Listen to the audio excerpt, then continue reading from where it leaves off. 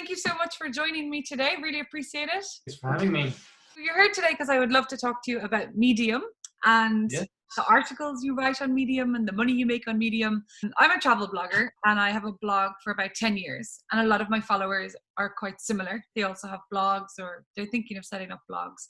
So for us, I think the area of Medium is very interesting and it's quite new to us that like you don't actually have to have your own blog that you own and put like millions of hours of work into to actually make money from writing. So when did you start writing for Medium? Well, I would say recently because I started in January 2020. It all started with, I've been working in the animation and visual effects business for quite some time, and I have a full-time job as a CG supervisor. But then in 2019, I started doing a bachelor's degree on interaction design and user experience on the side. And naturally, you start Googling stuff on UX and on programming and all the other things that I was doing at the time. And a lot of the times I ended up on Medium because there's a lot of great articles on tech on Medium. I've always loved sharing knowledge. The minute I learn something, I know that I know more than someone else. And if I share that, maybe that someone else will know it, like will learn from it.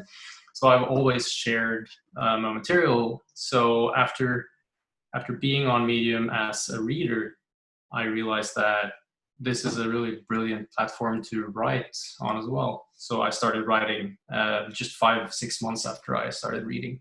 Amazing. And did you ever think about maybe just starting your own blog instead? Not really, because I never thought about like putting too much into this, because it's just like it's what I do when I need to relax.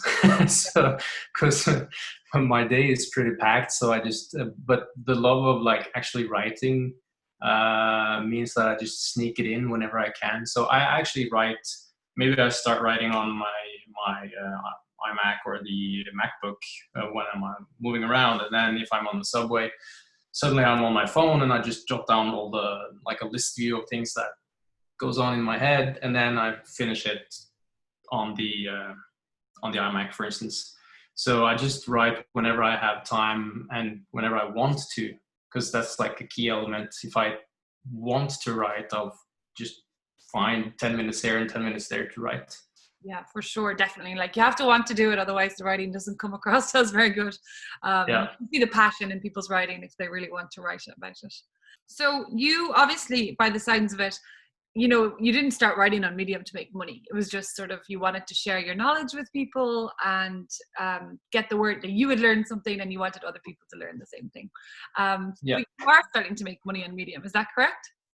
I didn't know how much people made on Medium, but after a while I realized that there's a very low percentage of people making more than $100. I think it's between 6 and 8%.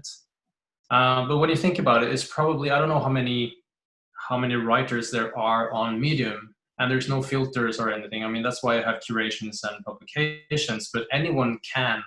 So that percentage is probably a bit skewed because there's probably a lot of content there that would never make any normal publication. Like anything like that. So, but anyways, I've been making $200 a month, mostly, like on average, like a pretty steady income. And it's mostly thanks to a couple of articles that do really well. I have a lot of articles that don't make any money as well, like everyone else. Did you say that last month you made an exceptional amount of money, or was it the same as last month? Yeah, that was May. In May, I think we ended up at $820. And again, that one article about the beginner to intermediate made over 700 of those. So that was in its kind of a peak period. That's really you need to understand that, just in case you don't, because like right now a lot of blogs are like losing traffic like crazy because of the current situation, and like many people I know that like would have been making thousands of dollars last year every month are now making less than 500. So you're very clear that that's really good that you made 100 in 1 month. What are the articles about, the ones that are doing well? The ones that are doing well is about Python programming specifically.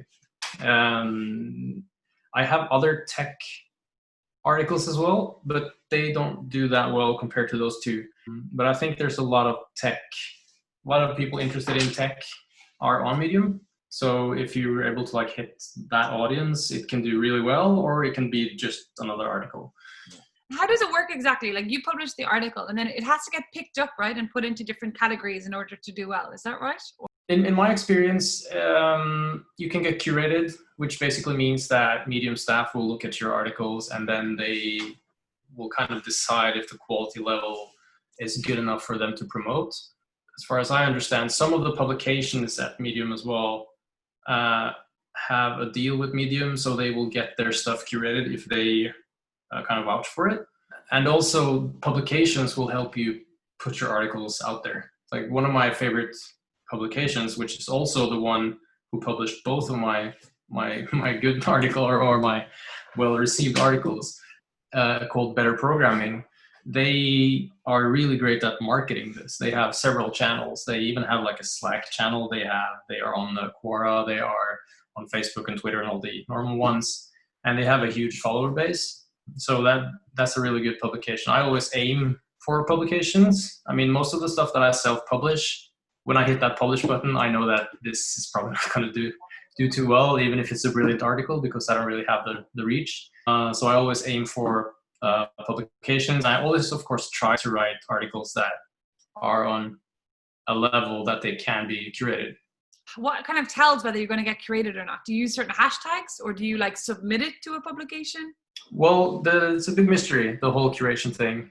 But I think like consistent quality assurance, like if you, for instance, there's a bunch of rules that goes for headlines and formatting and grammar mistakes. And I make sure that I don't have any like major grammar issues. English is not my first language, but I make sure that I edit my article. And I just follow the rules, basically. If you follow the rules, I think Medium is a good place for you. But I only have 26 articles. If I had 200, I would probably have a way lower rate, because I would probably push more to publish more than make sure that this is an article that I want to publish. How long does it take you to write your articles? As long as it needs to.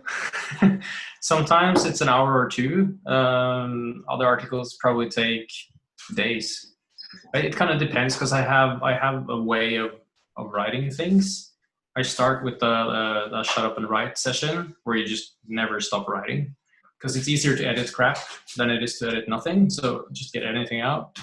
And then I have a kind of a structural edit, where I just move things around. Maybe something I write as a conclusion works better as an introduction. And then I make proper headlines, make sure I find all the photos I want to use. And then I have this detailed edit where I go into each paragraph and I kill words that aren't needed.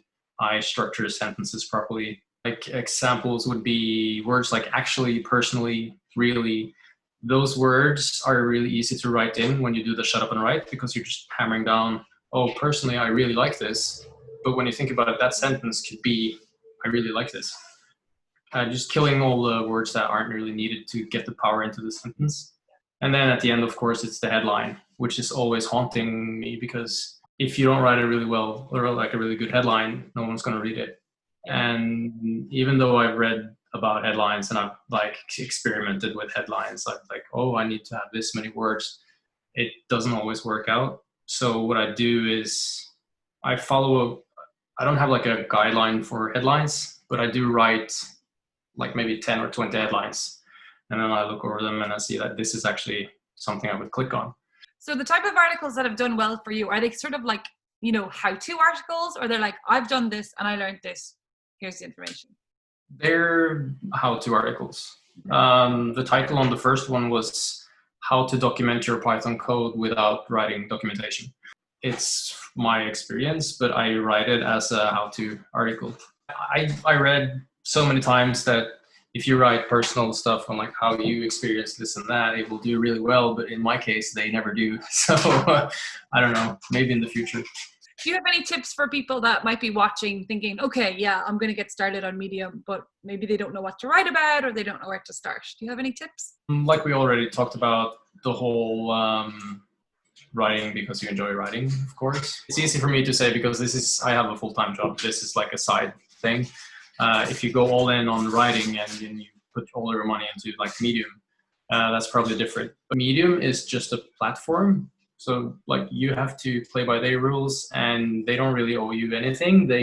It's a free platform for you to write. So it's actually quite amazing. And one of the best things I did technically for my own writing was to join Shani Raja's writing classes on Udemy. Again, because English is not my... He's been an editor for a while, and he breaks down, especially on the sentence part. Like I talked about how I go into the sentence mode after I've done all the other things. Things that I didn't even know about, like English, you have 3 different dashes. I didn't know that. So I've actually started using that more. Instead of using commas at the end, I look at the sentence and, oh, okay, an M dash is better for this sentence. Maybe I can shuffle that around. I want to remove all these words. I want to make this sentence shorter. And I want to write, there's a bunch of different levels, but normally they say like a 8th grader level on the actual language, or the paragraphs is like the golden standard for getting people to stay. So I kind of stripped that. It's very, when you write, especially articles on how to and like tech articles, it's easy to go into the mode where it becomes too complicated. So I always try to take that out of the article as well and make sure that it's something that everyone can read. Great. I like that tip about the Udemy courses, because a lot of people are doing Skillshare and Udemy courses right now. There's loads of big discounts and stuff. Some of them are even free. So yeah, that's definitely. Yeah. Thanks so much, Martin. Thank you for giving me your time. Really appreciate it. Thanks for having me. I'll link your Medium profile below and send you the link when it's live. All right. Thank you very much. Thanks so much. Bye.